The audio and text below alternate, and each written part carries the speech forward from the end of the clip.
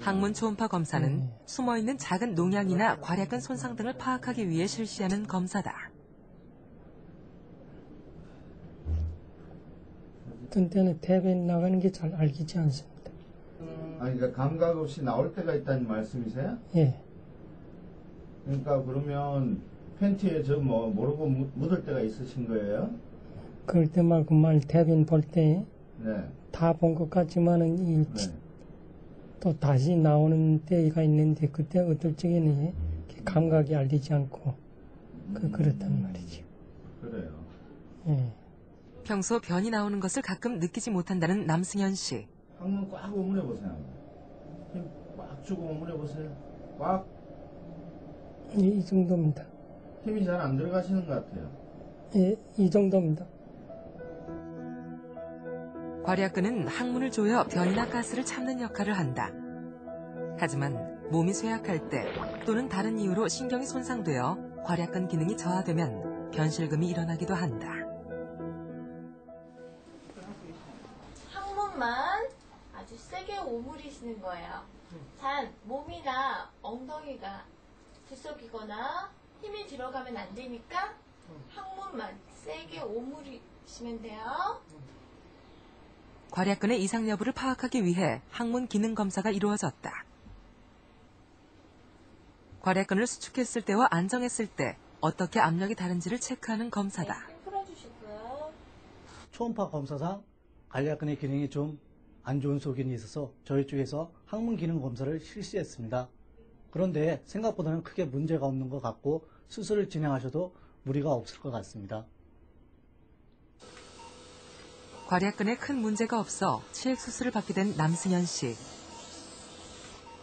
이두환 원장은 깨끗하게 병소를 제거하는 근치적 치액 절제술로 재발률을 1% 미만으로 낮출 수 있었다.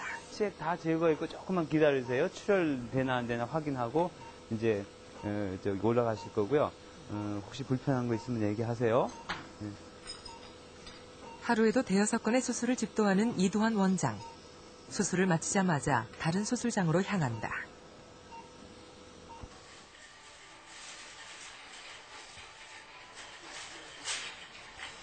같은 시각, 한소영 씨는 수술 대기 중이다. 큰애 날 때 마취 부작용으로 되게 고생을 했어요. 마취가 안 돼서 항상 그것 때문에 병원 수술 가면 걱정이 제일 그거예요.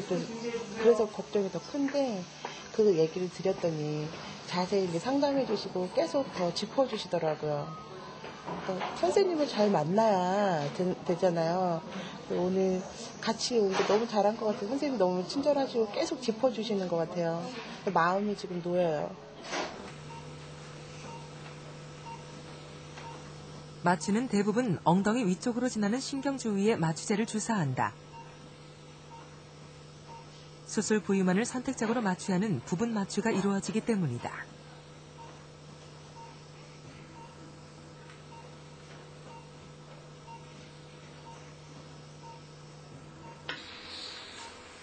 치질 수술은 악명 높은 수술이라고 할 만큼 아프다고 알려져 있다. 하지만 요즘은 통증을 줄일 수 있는 무통 주사를 미리 놓아 통증에 대비한다.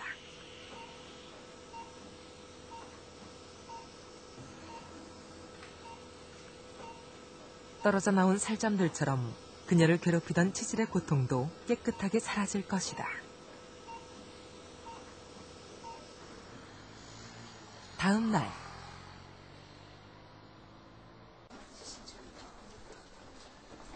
한수영님.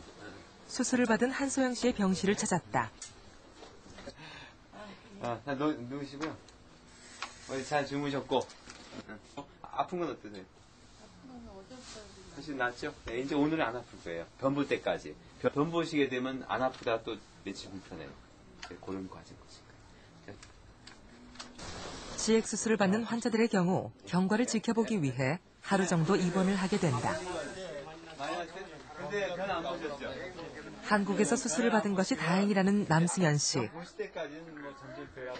내년 2월 중국으로 돌아갈 땐 좀 더 홀가분할 수 있을 것 같다.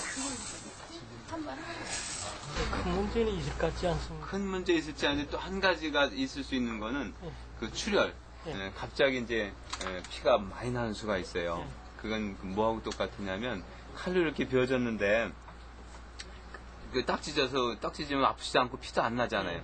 근데 다 낫기 전에 누가 이렇게 손으로 막 건드리거나 부딪히면 어떻게 돼요? 딱지 떨어지면서 피 나죠. 항문에도 그럴 수가 있어요. 변이 상처를 건드리니까. 그는 어느새 치질 수술 예찬론자가 됐다. 이전에 그 두려워했던 걸 지금 와서 내가 직접 체험해 보니까 확실히 여기서 하는 방법이가 그 기술이가 좋은 기술이구나. 그리고 후에 하여튼 나가서 이런 환자들이 있으면 내가 그 말해주겠습니다. 여기 와서 좀 치료를 받으시라고.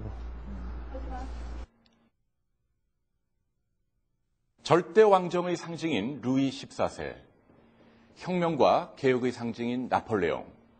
프랑스를 대표하는 두 인물의 공통점이 있다면 두 사람 모두 치질로 고통받아왔다는 것입니다. 그만큼 치질은 오래전부터 인류와 공존하며 사람들을 괴롭혀온 만성질환인데요.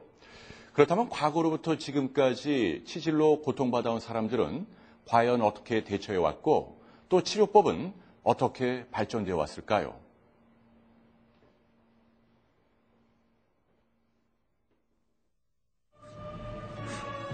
(1686년) 프랑스의 베르사유 궁전. 태양왕 루이 14세는 고통에 빠져 있었다. 고질병 치질 때문이었다.